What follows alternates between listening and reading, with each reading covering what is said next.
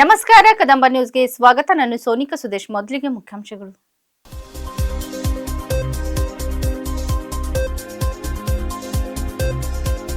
ಗ್ರಾಮೀಣ ಅಭಿವೃದ್ಧಿಗೆ 18,899 ಕೋಟಿ ಅನುದಾನ. ಈಶ್ವರ್ ಖಂಡ್ರೆ ಸ್ವಾಗತ.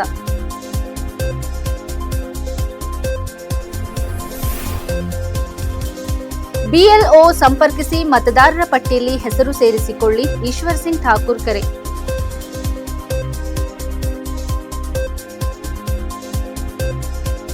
ಬಿತ್ತನೆ ವಿಳಂಬ ಹಿನ್ನೆಲೆ ಗೊಂಬೆಗಳ ಮದುವೆ ನಡೆಸಿದ ಗ್ರಾಮಸ್ಥರು.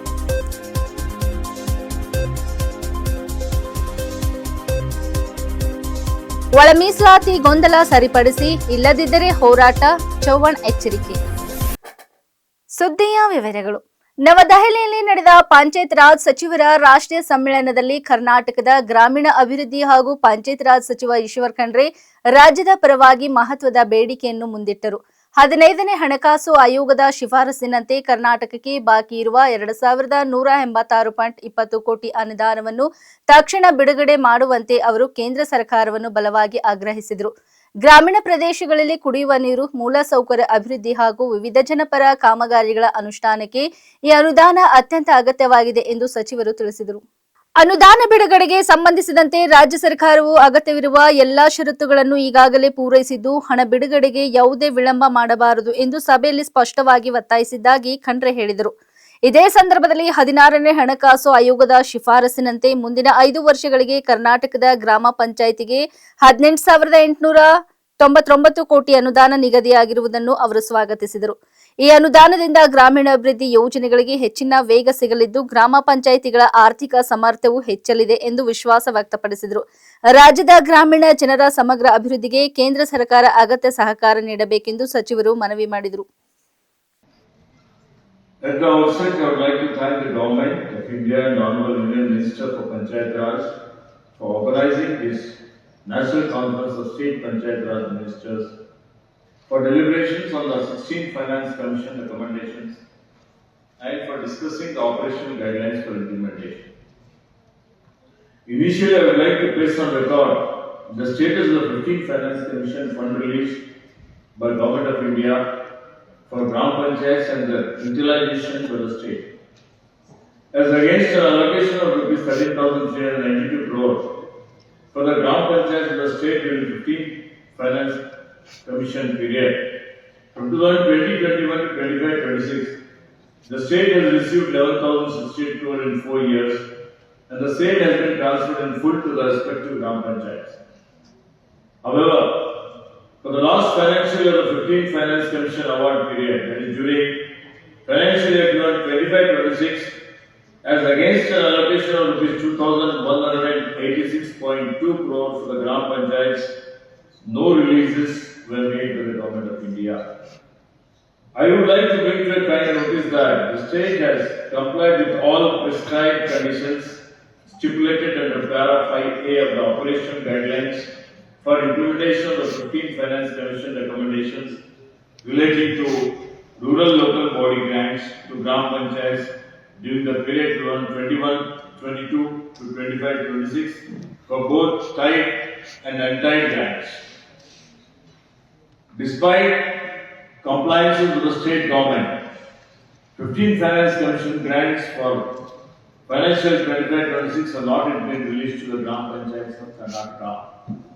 I would like to mention here that due to non-release of 15th Finance Commission grants in financial year 25-26, Gram Panchayats in the states are facing shortage of funds for maintaining essential drinking water supply works during the prevailing deficit rainfall months, causing severe distress to rural population. Hence, I urge the Minister of Panchayat Raj and Department of Expenditure to consider for release the due 15 finance grants for 2025-26 of rupees 2,186.2 crore to Gram Panchayats in the state. Bidar ಜಿಲ್ಲೆಯ ಮತದಾರರ ಪಟ್ಟಿಯ ವಿಶೇಷ ಪರಿಷ್ಕರಣೆ SIR ಪ್ರಕ್ರಿಯೆ ನಡೆಯುತ್ತಿರುವ ಹಿನ್ನೆಲೆಯಲ್ಲಿ BJP ಹಿರಿಯ ಮುಖಂಡ ಈಶ್ವರ್ ಸಿಂಗ್ ಠಾಕೂರ್ ಅವರು ಜಿಲ್ಲೆಯ ಮತದಾರರಿಗೆ ತಮ್ಮ ಹೆಸರುಗಳನ್ನು ಮತದಾರರ ಪಟ್ಟಿಯಲ್ಲಿ ಕಡ್ಡಾಯವಾಗಿ ಪರಿಶೀಲಿಸಿ ನೋಂದಾಯಿಸಿಕೊಳ್ಳುವಂತೆ ಮನವಿ ಮಾಡಿದ್ದಾರೆ.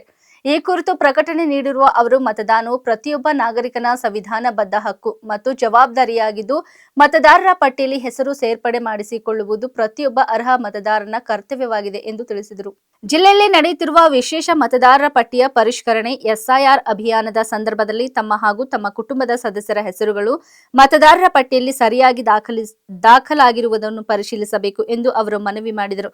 ವಿಶೇಷವಾಗಿ 18 ವರ್ಷ ಪೂರ್ಣಗೊಳಿಸಿರುವ ಯುವಕರು ಮತ್ತು ಯುವತಿಯರು ಕಡ್ಡಾಯವಾಗಿ ಮತದಾರರ ಪಟ್ಟಿಯಲ್ಲಿ ತಮ್ಮ ಹೆಸರನ್ನು ಹೊಸದಾಗಿ ನೋಂದಾಯಿಸಿಕೊಳ್ಳಬೇಕು. ಅಲ್ಲದೆ ಹೆಸರು ಸೇರ್ಪಡೆ, ತಿದ್ದುಪಡಿ ಅಥವಾ ಸ್ಥಳಾಂತರಕ್ಕೆ ಸಂಬಂಧಿಸಿದ ಯಾವುದೇ ಸಮಸ್ಯೆಗಳಿದ್ದರೆ ತಮ್ಮ ವ್ಯಾಪ್ತಿಯ ಸರ್ಕಾರಿ ಬೂತ್ ಮಟ್ಟದ ಅಧಿಕಾರಿ BLO ಅವರನ್ನು ಸಂಪರ್ಕಿಸಿ ಅಗತ್ಯ ದಾಖಲೆಗಳನ್ನು ಸಲ್ಲಿಸುವಂತೆ ಕರೆ ನೀಡಿದರು. ಮತದಾರರ ಪಟ್ಟಿಯಲ್ಲಿ ಹೆಸರು ಇಲ್ಲದಿದ್ದರೆ ಮತದಾನದ ಹಕ್ಕು ಚಲಾಯಿಸಲು ಸಾಧ್ಯವಾಗುವುದಿಲ್ಲ. ಆದ್ದರಿಂದ ಕೊನೆಯ ಕ್ಷಣದವರೆಗೆ ಕಾಯ್ದೆ ಈಗಾಗಲೇ ತಮ್ಮ ಹೆಸರುಗಳನ್ನು ಪರಿಶೀಲಿಸಿ ಅಗತ್ಯ ಕ್ರಮ ಕೈಗೊಳ್ಳಬೇಕು ಎಂದು ಅವರು ಹೇಳಿದರು.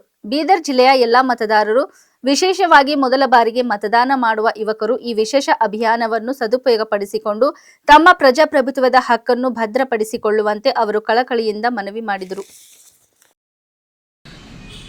ಜೈ ಶ್ರೀರಾಮ್. ಬೀದರ್ದ ನನ್ನ ಆತ್ಮೀಯ ಮತದಾರ ಬಂಧುಗಳಲ್ಲಿ ಸವಿನಯದ ಪ್ರಾರ್ಥನೆಯನ್ನು ನಾನು ಮಾಡಿ ಇವತ್ತು 25 ವರ್ಷಗಳ ನಂತರ ಮತದಾರರ ಪಟ್ಟಿಯ ಪರಿಷ್ಕರಣೆ SIR ನಮ್ಮ ಭಾಗದಲ್ಲಿ ನಡೀತಾ ಇದೆ. ನಮ್ಮೆಲ್ಲರಿಗೂ ಗೊತ್ತಿರುವ ಹಾಗೆ ದೇಶದಲ್ಲಿ ವೋಟಿನ ಅಧಿಕಾರ ಸರ್ವಶ್ರೇಷ್ಠ ಅಧಿಕಾರವಾಗಿದೆ. ನಮ್ಮ ಆತ್ಮೀಯ ಎಲ್ಲ ಬಂಧುಗಳು ಈ SIR ಪ್ರಕ್ರಿಯೆಯಲ್ಲಿ ಭಾಗವಹಿಸಿ ತಮ್ಮ ವೋಟ್ಗಳನ್ನು, ತಮ್ಮ ಕುಟುಂಬದ ವೋಟ್ಗಳನ್ನು, ತಮ್ಮ ಮಕ್ಕಳು ಯಾರು 18 ವಯಸ್ಸಾಗಿದೆ ಅವರ ವೋಟ್ಗಳನ್ನು ಮತದಾರರ ಪಟ್ಟಿಯಲ್ಲಿ ಸೇರಿಸುವಂತಹ ಕಾರ್ಯಕ್ಕೆ ಮುಂದಾಗಬೇಕು. ಈ ತಿಂಗಳ SIR ನಡೀಬೇಕಾಗಿದೆ. ಅದಕ್ಕೋಸ್ಕರ ತನ್ನ ಕೆಲಸದ ಜೊತೆಯಲ್ಲಿ ಇದಕ್ಕೆ ವಿಶೇಷ ಗಮನವನ್ನು ನೀಡಬೇಕಂಥೇಳಿ ನಾನು ಪ್ರಾರ್ಥನೆಯನ್ನು ಮಾಡ್ತೇನೆ. ಸರ್ಕಾರದಿಂದ, ತಹಶೀಲ್ದಾರ್ ಕಚೇರಿಗಳಿಂದ BLOಗಳು ನಮ್ಮ ಬೂತ್ಗಳಿಗೆ ಬರ್ತವೆ. ನಮ್ಮ ವೋಟ್ ಯಾವ ಬೂತಿನಲ್ಲಿದೆ ಆ ಬೂತಿನ BLOಗೆ ನಾವು ಮಾತಾಡಿ ನಿಯಮದ ಪ್ರಕಾರ ನಮ್ಮ ಮತದಾರರ ಪಟ್ಟಿಯಲ್ಲಿ ಹೆಸರನ್ನು ನೋಂದಾಯಿಸಿಕೊಳ್ಬೇಕು. ಅಕಸ್ಮಾತ್ ಯಾರ್ದಾದರೂ 2002ರಲ್ಲಿ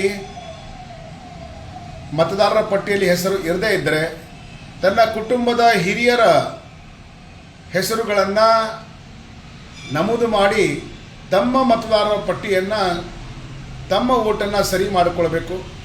ಅದಕ್ಕಾಗಿ ನಾನು ವಿನಂತಿಯನ್ನು ಮಾಡಿಕೊಳ್ತೇನೆ. ಇದು ಮಹತ್ವದ ಕಾರ್ಯ. ಈ ಕಾರ್ಯದಲ್ಲಿ ನಾವು ಯಾವತ್ತೂ ಕೂಡ ಹಿಂದೆ ಬೀಳಬಾರ್ದು. ನಮ್ಮ ವೋಟ್ಗಳನ್ನು ಮತದಾರರ ಪಟ್ಟಿಯಲ್ಲಿ ಸೇರಿಸಿಕೊಳ್ಳುವಂತಹ ಕೆಲಸಕ್ಕೆ ಮುಂದಾಗಬೇಕಂಥೇಳಿ ನಾನು ನನ್ನ ಮತದಾರರ ಬಂಧುಗಳಲ್ಲಿ ಕಳಕಳಿಯಿಂದ ಪ್ರಾರ್ಥನೆಯನ್ನು ಮಾಡ್ತೇನೆ. ಜೈ ಶ್ರೀರಾಮ್. ಮಳೆ ಕೊರತೆಯಿಂದ ರೈತರು ಸಂಕಷ್ಟಕ್ಕೆ ಸಿಲುಕಿರುವ ಹಿನ್ನೆಲೆಯಲ್ಲಿ ಬೀದರ್ ಜಿಲ್ಲೆಯ ಬಸವಕಲ್ಯಾಣ ತಾಲೂಕಿನ ಕೊಯ್ನೂರು ಗ್ರಾಮದಲ್ಲಿ ಉತ್ತಮ ಮಳೆಯಾಗಲೆಂದು ಗ್ರಾಮಸ್ಥರು ಸಾಂಪ್ರದಾಯಿಕವಾಗಿ ಗೊಂಬೆಗಳ ಮದುವೆ ನೆರವೇರಿಸಿ ವಿಶೇಷ ಪೂಜೆ ಸಲ್ಲಿಸಿದರು. ಈ ವರ್ಷ ಸಮರ್ಪಕ ಮಳೆಯಾಗದ ಕಾರಣ ಕೃಷಿ ಚಟುವಟಿಕೆಗಳು ಆರಂಭವಾಗದೆ ರೈತರು ಆತಂಕಕ್ಕೆ ಒಳಗಾಗಿದ್ದಾರೆ. ಬಿತ್ತನೆ ಕಾರ್ಯವು ವಿಳಂಬವಾಗಿರುವ ಹಿನ್ನೆಲೆಯಲ್ಲಿ ಗ್ರಾಮಸ್ಥರು ಸಂಪ್ರದಾಯದಂತೆ ಗೊಂಬೆಗಳ ಮದುವೆ ಮಾಡುವ ಆಚರಣೆಯನ್ನು ನಡೆಸಿ ಮಳೆ ದೇವರನ್ನು ಪ್ರಾರ್ಥಿಸಿದರು. ಮದುವೆಯ ಕಾರ್ಯಕ್ರಮವನ್ನು ನಿಜವಾದ ಮದುವೆಯಂತೆ ಸಂಭ್ರಮದಿಂದ ಆಯೋಜಿಸಲಾಯಿತು. ಒಂದು ಗೊಂಬೆಯನ್ನು ವರನ ಪ್ರತೀಕವಾಗಿ ಹಾಗೂ ಮತ್ತೊಂದು ಗೊಂಬೆಯನ್ನು ವಧುವಿನ ಪ್ರತೀಕವಾಗಿ ಅಲಂಕರಿಸಿ ಎರಡು ಕುಟುಂಬಗಳ ಸಂಪ್ರದಾಯದಂತೆ ಎಲ್ಲಾ ಧಾರ್ಮಿಕ ವಿಧಿವಿಧಾನಗಳನ್ನು ನೆರವೇರಿಸಲಾಯಿತು. ಎಣ್ಣೆ ಎರೆಯುವ ಶಾಸ್ತ್ರ, ಅರಿಶಿನ ಶಾಸ್ತ್ರ ಸೇರಿದಂತೆ ಮದುವೆಯ ಪ್ರಮುಖ ಶಾಸ್ತ್ರಗಳನ್ನು ಆಚರಿಸಲಾಯಿತು. ಬ್ಯಾಂಡ್ ವಾದ್ಯಗಳೊಂದಿಗೆ ಮೆರವಣಿಗೆ ನಡೆಸಿ ಗ್ರಾಮಸ್ಥರು ಹರ್ಷದಿಂದ ಮದುವೆ ಕಾರ್ಯಕ್ರಮದಲ್ಲಿ ಭಾಗವಹಿಸಿದರು. ಕಾರ್ಯಕ್ರಮದ ಬಳಿಕ ಗ್ರಾಮದ ದೇವಸ್ಥಾನದಲ್ಲಿ ವಿಶೇಷ ಪ್ರಾರ್ಥನೆ ಸಲ್ಲಿಸಿ ಉತ್ತಮ ಮಳೆಯಾಗಿ ರೈತರ ಬೆಳೆಗಳು ಸಮೃದ್ಧಿಯಾಗಿ ಬೆಳೆಯಲಿ ಎಂದು ದೇವರಲ್ಲಿ ಬೇಡಿಕೊಂಡರು. ನಂತರ ಗ್ರಾಮಸ್ಥರಿಗೆ ಸಾಂಪ್ರದಾಯಿಕ ಹೋಳಿಗೆ ಊಟದ ವ್ಯವಸ್ಥೆ ಮಾಡಲಾಗಿದ್ದು ಎಲ್ಲರೂ ಒಟ್ಟಾಗಿ ಊಟ ಸವಿದು ಸಂಭ್ರಮಿಸಿದರು. ಗ್ರಾಮದ ಹಿರಿಯರು, ರೈತರು, ಮಹಿಳೆಯರು ಹಾಗೂ ಯುವಕರು ಕಾರ್ಯಕ್ರಮದಲ್ಲಿ ಭಾಗವಹಿಸಿದ್ದು ಉತ್ತಮ ಮಳೆಯಾಗಿ ಕೃಷಿ ಚಟುವಟಿಕೆಗಳು ಶೀಘ್ರ ಆರಂಭವಾಗಲಿ ಎಂಬ ಆಶಯವನ್ನು ವ್ಯಕ್ತಪಡಿಸಿದರು.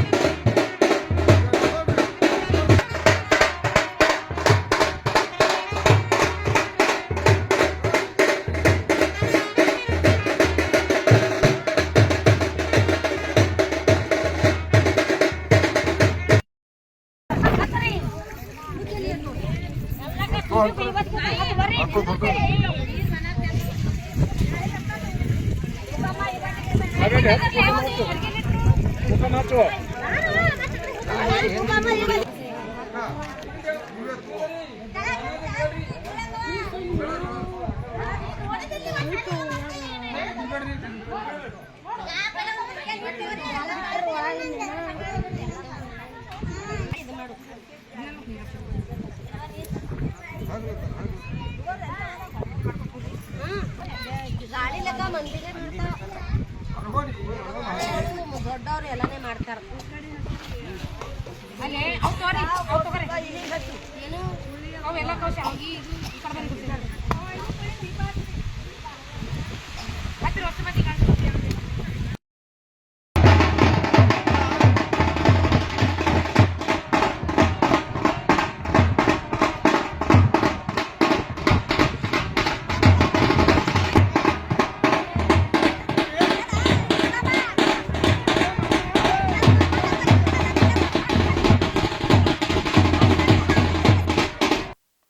ಬಂಜಾರ ಸಮಾಜದ ಹಕ್ಕುಗಳು ಸ್ವಾಭಿಮಾನ ಹಾಗೂ ನ್ಯಾಯಯುತ ಬೇಡಿಕೆಗಳ ಪರವಾಗಿ ವಿಜಯಪುರದಲ್ಲಿ ಆಯೋಜಿಸಲಾಗುತ್ತಿರುವ ದಿಕ್ಸೂಚಿ ಬಂಜಾರ ಕರ್ನಾಟಕ ಜನಜಾಗೃತಿ ಸಮಾವೇಶದ ಕುರಿತು ಇಂದು ನಡೆದ ಪತ್ರಿಕೆಗೋಷ್ಠಿಯಲ್ಲಿ ಮಾಜಿ ಸಚಿವ ಪ್ರಭು ಚವ್ಹಾಣ್ ಮಾತನಾಡಿ ರಾಜ್ಯ ಸರ್ಕಾರದ ವಿರುದ್ಧ ತೀವ್ರ ವಾಗ್ದಾಳಿ ನಡೆಸಿದರು. ಬಂಜಾರ ಸಮಾಜಕ್ಕೆ ಕಾಂಗ್ರೆಸ್ ಸರ್ಕಾರ ಅನ್ಯಾಯ ಮಾಡಿದ್ದು ಒಳ ಮೀಸಲಾತಿ ಜಾರಿಯ ವಿಚಾರದಲ್ಲಿ ಸಮಾಜದಲ್ಲಿ ಗೊಂದಲ ಸೃಷ್ಟಿಸಿದೆ ಎಂದು ಆರೋಪಿಸಿದ ಅವರು ಈ ನಿರ್ಧಾರದಿಂದ ಬಂಜಾರ ಸಮುದಾಯದ ವಿದ್ಯಾರ್ಥಿಗಳು ಹಾಗೂ ಯುವಕರ ಭವಿಷ್ಯಕ್ಕೆ ಧಕ್ಕೆ ಉಂಟಾಗಿದೆ ಎಂದು ಹೇಳಿದರು.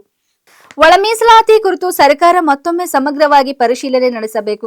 ಸಮಾಜದ ಅಭಿಪ್ರಾಯವನ್ನು ಪರಿಗಣಿಸಿ ನ್ಯಾಯಯುತ ತೀರ್ಮಾನ ಕೈಗೊಳ್ಳಬೇಕು. ಇಲ್ಲವಾದಲ್ಲಿ ರಾಜ್ಯಾದ್ಯಂತ ಬೃಹತ್ ಹೋರಾಟ ಹಮ್ಮಿಕೊಳ್ಳಲಾಗುವುದು ಎಂದು ಅವರು ಎಚ್ಚರಿಕೆ ನೀಡಿದರು.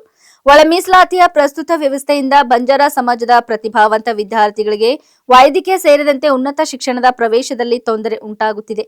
ವಿಶೇಷವಾಗಿ ಮೆಡಿಕಲ್ ಸೀಟುಗಳು ಸಮಾಜದ ಮಕ್ಕಳ ಕೈತಪ್ಪುವ ಪರಿಸ್ಥಿತಿ ನಿರ್ಮಾಣವಾಗಿದೆ ಎಂದು ಅವರು ಕಳವಳ ವ್ಯಕ್ತಪಡಿಸಿದರು.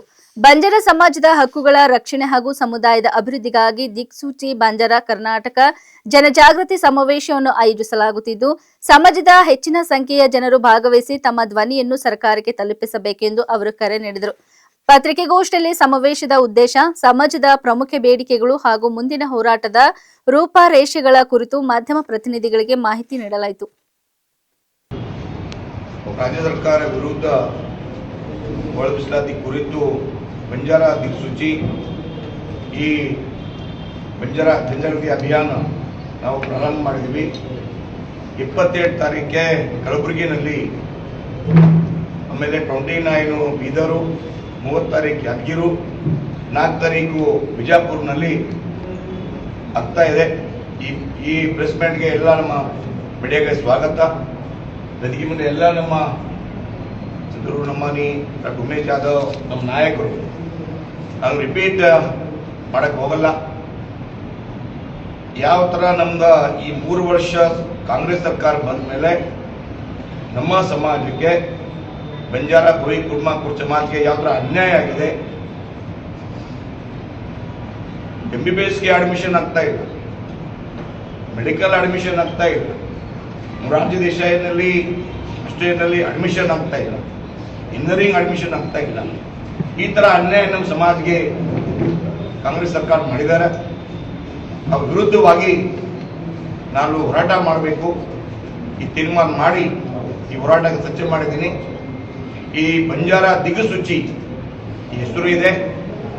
ಆಮೇಲೆ ನಮ್ಮ ಡಾಕ್ಟರ್ ಹೇಳ್ತಾರ ಒಳ ಮೀಸಲಾತಿ ಯಾವ ತರ ನಮ್ಮ ಸಮಾಜದಲ್ಲಿ ಗೊಂದಲ ಸರ್ಕಾರ ಮಾಡಿಬಿಟ್ಟಾರ. ಆಮೇಲೆ ನಾವು ಈ ಸದ್ಯ ಸಂಯುಕ್ತವಾಗಿ ನಾವೆಲ್ಲ ಕಡೆ ಹೋಗ್ತಾ ಇದ್ದೀವಿ. ಸರ್ಕಾರಕ್ಕೆ ತಮ್ಮ ಮುಖಾಂತರ ವಿನಂತಿ ಮಾಡ್ತಾ ಇದ್ದೀರಿ, ಅದ್ರ ಮೇಲೆ ಕೂಡ್ತಾ ಇದ್ದೀರಿ. 2 ತಿಂಗಳಿನಲ್ಲಿ ಯಾವ ತರ ತಾವು ನಮ್ಮ ಮೋಸ ಮಾಡ್ತಾ ಇದ್ದೀರಿ, ಧೋಕಾ ಮಾಡಿರಿ, ಪುನರ್ವಿಚಾರಣೆ ಆಗಬೇಕು, ಪುನರ್ ಪರಿಶೀಲನೆ ಆಗಬೇಕು. ಇಲ್ಲಾಂದ್ರೆ ಈ ಹೋರಾಟ ಉಗ್ರ ಹೋರಾಟ ಸ್ವರೂಪ ಇರುತ್ತೆ. ಉಗ್ರಲ್ಲೇ ಹೋರಾಟ ಮಾಡಕ್ಕೆ ನಾವು ಸಜ್ಜೆ ಇದ್ದೀವಿ. ವಿಧಾನಸೌಧದಿಂದ ಕೂದಲಳತೆ ದೂರದಲ್ಲಿ ಇಂದು ಬೆಳ್ಳಂಬೆಳಗ್ಗೆಯ ಭೀಕರ ರಸ್ತೆ ಅಪಘಾತ ಸಂಭವಿಸಿದೆ. ನಗರದ ಪ್ರಮುಖ ಜಂಕ್ಷನ್ ಆದ ಕೆಆರ್ ಸರ್ಕಲ್ ಬಳಿ 2 ಬಿಎಂಟಿಸಿ ಬಸ್ಸುಗಳ ನಡುವೆ ಸಂಭವಿಸಿದ ಭೀಕರ ಡಿಕ್ಕಿಯಿಂದ ಹಲವು ಪ್ರಯಾಣಿಕರು ಗಂಭೀರವಾಗಿ ಗಾಯಗೊಂಡಿದ್ದು, ಗಾಯಗೊಂಡವರನ್ನು ಬಸ್ನಿಂದ ಹೊರತೆಗೆಯಲು ಹರಸಾಹಸ ಪಡಲಾಗಿದೆ. ಎಂದು ಬೆಳಗಿನ ಜಾವ ಎಂದಿನಂತೆ ಕೆಆರ್ ಸರ್ಕಲ್ ಬಳಿ ಸಂಚಾರ ದಟ್ಟಣೆ ಇತ್ತು. ಕೆಆರ್ ಸರ್ಕಲ್ ಜಂಕ್ಷನ್ನ ಸಿಗ್ನಲ್ನಲ್ಲಿ ಬಿಎಂಟಿಸಿಯ ವಾಯುವಜ್ರ ಬಸ್ ನಿಂತಿತು. ಇದೇ ವೇಳೆ ಹಿಂಬದಿಯಿಂದ ಅತಿ ವೇಗವಾಗಿ ಬಂದ ಮತ್ತೊಂದು ಸಾಮಾನ್ಯ ಬಿಎಂಟಿಸಿ ಬಸ್ ಸಿಗ್ನಲ್ ಅಲ್ಲಿ ನಿಂತಿದ್ದ ವಾಯುವಜ್ರ ಬಸ್ಸಿಗೆ ಡಿಕ್ಕಿ ಹೊಡೆದಿದೆ.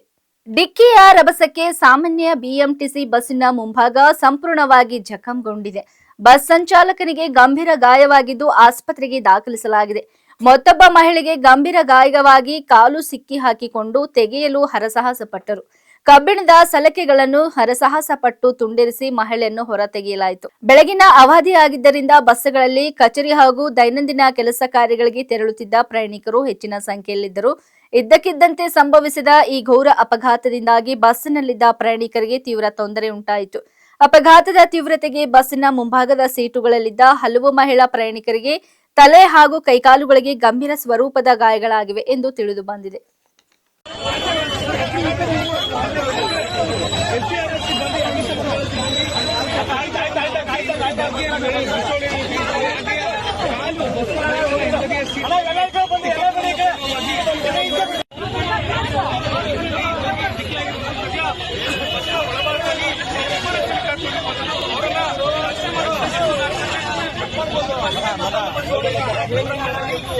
ಅವರನ್ನ